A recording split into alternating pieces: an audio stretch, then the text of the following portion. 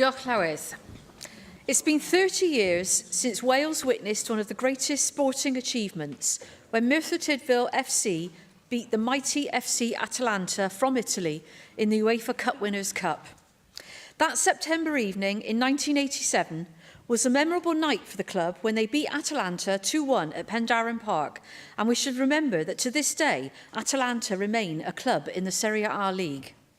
So while young Welsh fans may dream about Gareth Bale and Hal Robson-Kanu, it was Kevin Rogers and Kerry Williams who delivered the goals for Merthyr in front of over 8,000 fans at Pendarren Park.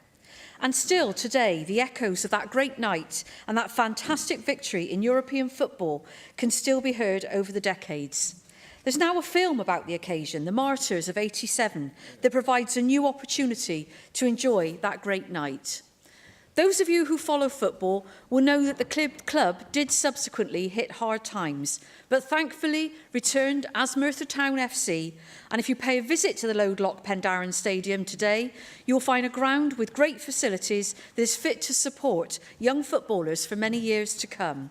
So can I place on record my best wishes to the current manager, Gavin Williams, and the playing squad for the remainder of this season.